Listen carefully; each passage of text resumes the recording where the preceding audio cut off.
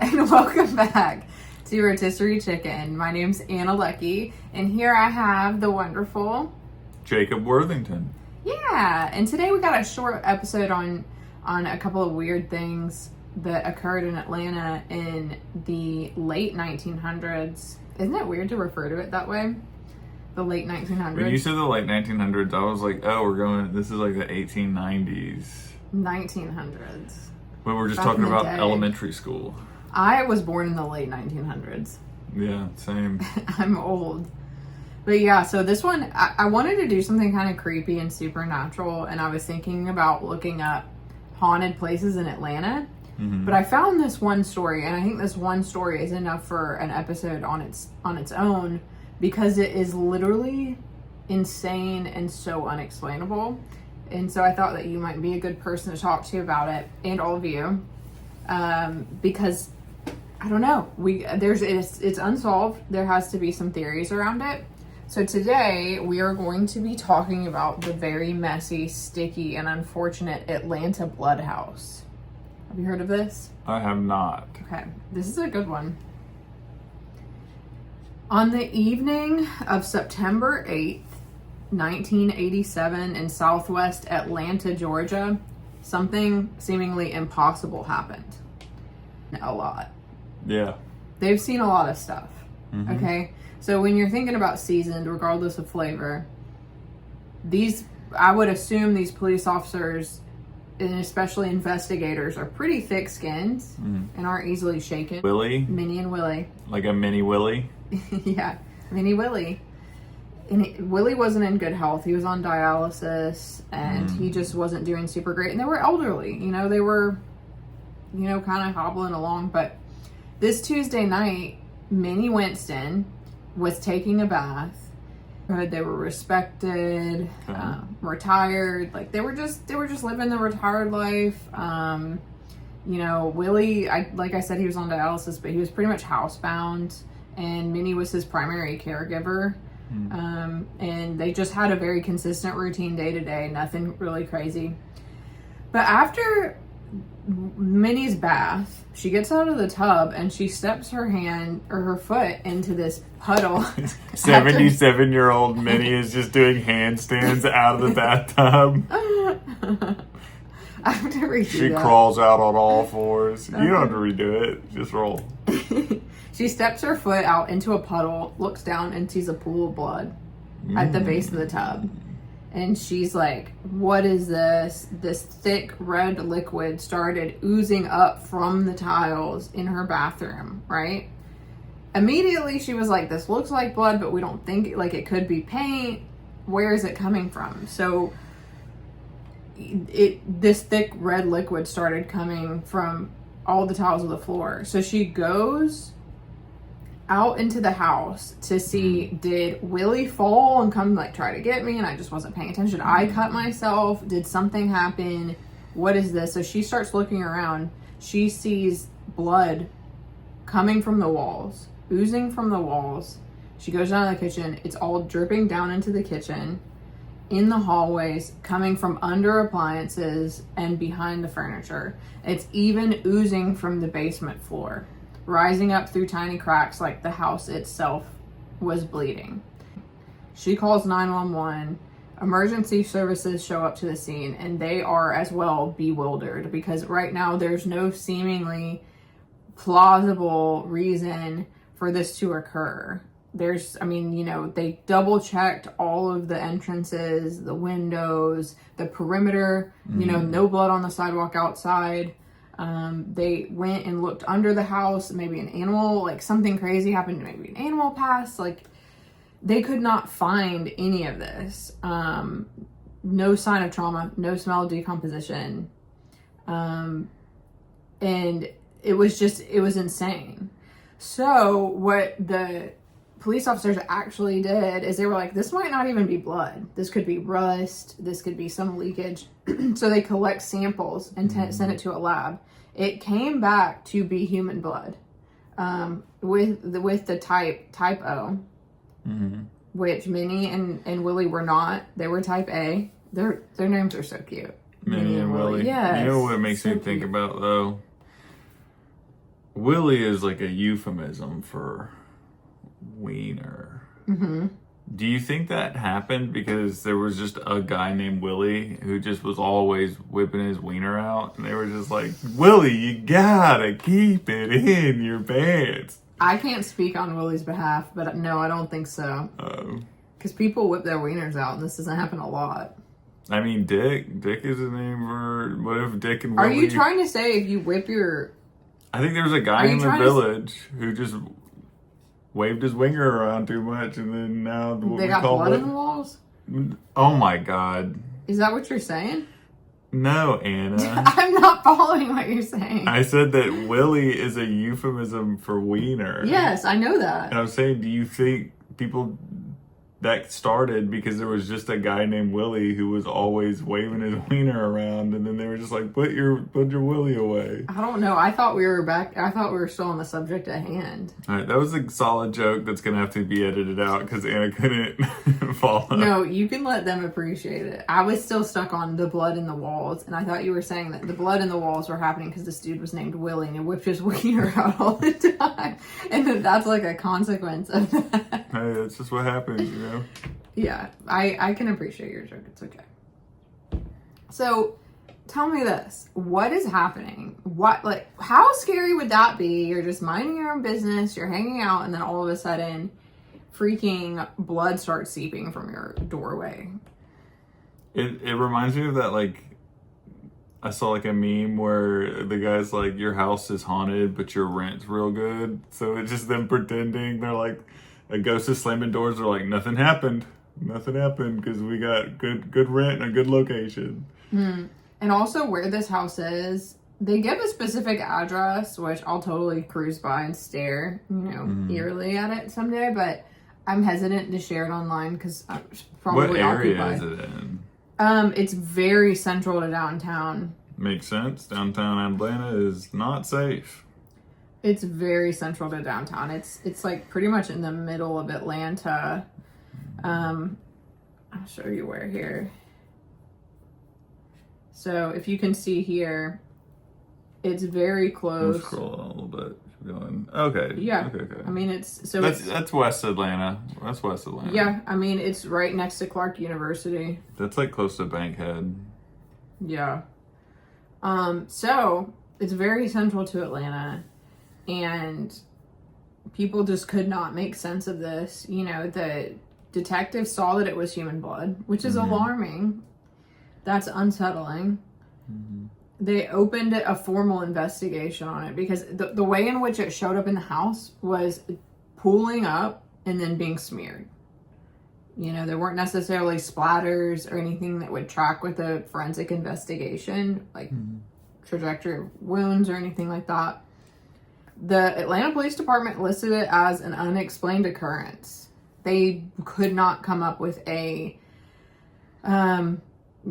reason for it. They looked for everything: animals, break-in, plumbing issues, hoaxes. They investigated thoroughly hoaxes, and which we'll get into a little bit about some of the theories on what could have occurred.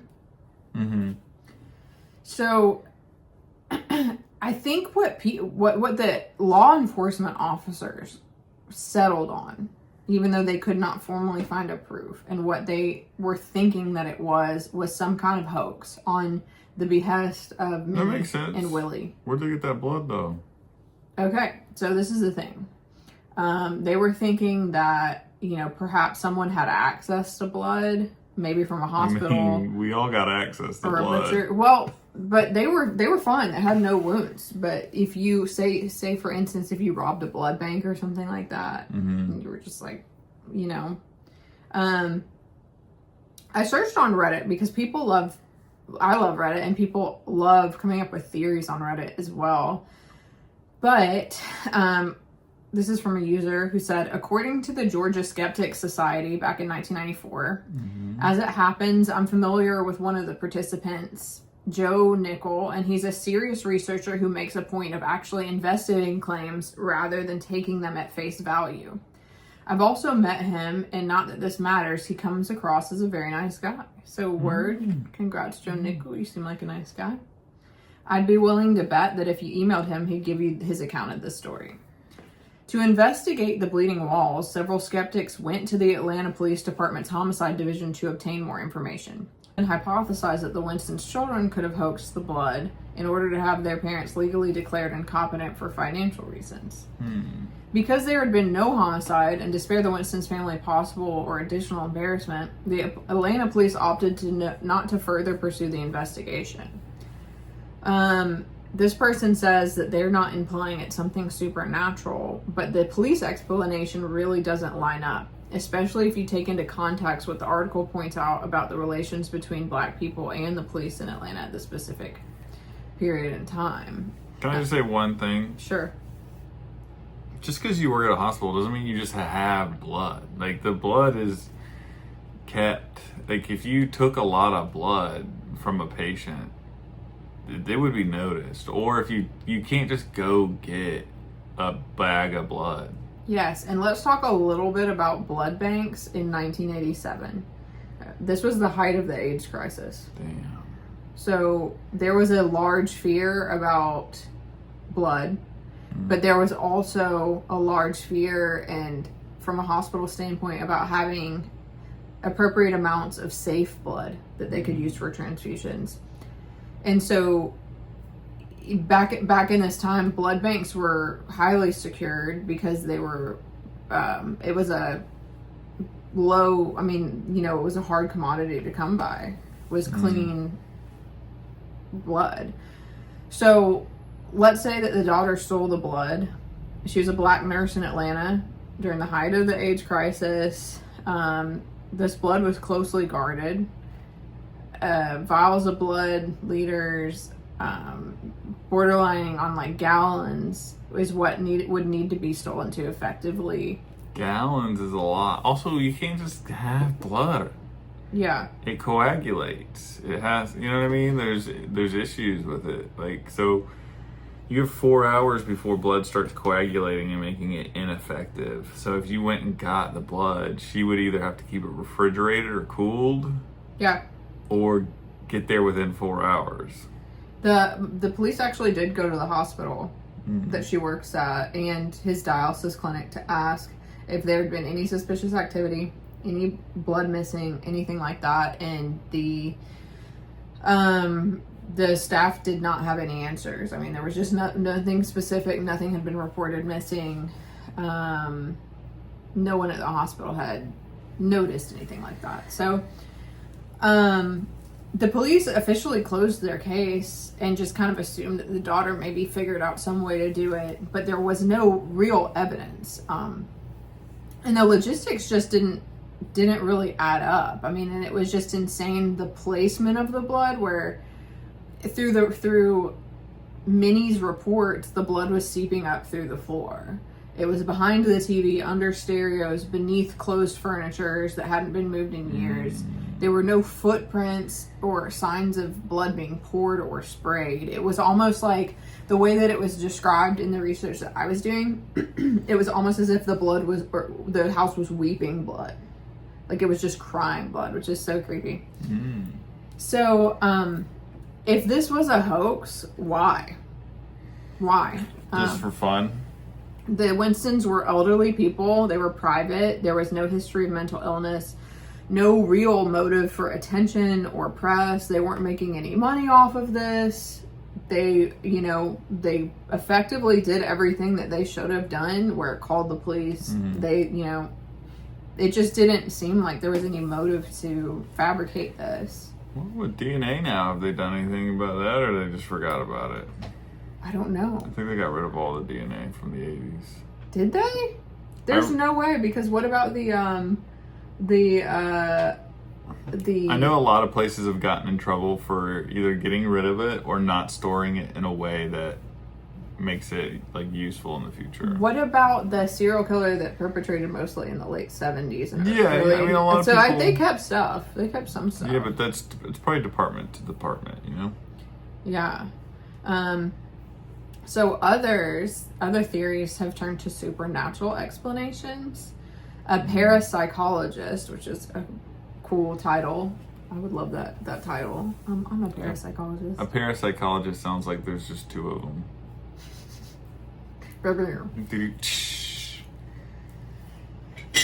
So, the parapsychologist visited the home, proposed the presence of a blood seed demon. A malicious entity from folklore known to haunt places and manifest through biological phenomena. Mm-hmm. All right. I wish the listeners could see the look on my face when Anna said, the parapsychologist suggested a blood seed demon. I was like, Riri. I'll have you know, I got my degree from a very reputable trailer that... Reputable? A very reptile trailer that... Reputable. Locals whispered about curses and spirits and something darker. The house gained notoriety, but not fame, necessarily. Just a kind of quiet southern mystery that slips through the cracks of history. You saying the house gained notoriety and not fame made me have this image of like the house trying to get into a club, and TMZ's like, he's like, no, please, not, I'm going through stuff, I'm bleeding.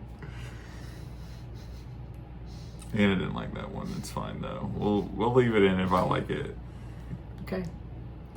So in conclusion on this, no charges were filed, no suspects were ever named. No one could determine where the blood came from or how it got there. The Winstons continue to live there. I think that I would have probably moved. Some say they're still there today. Probably not. I would have moved. Like 100. I would have straight up moved. You know how I am about surfaces and stuff and like keeping things clean. Willie passed away 2 years later in 1989. Minnie lived until 2015. Damn, Minnie. She never moved and she never changed her story. The house never bled again.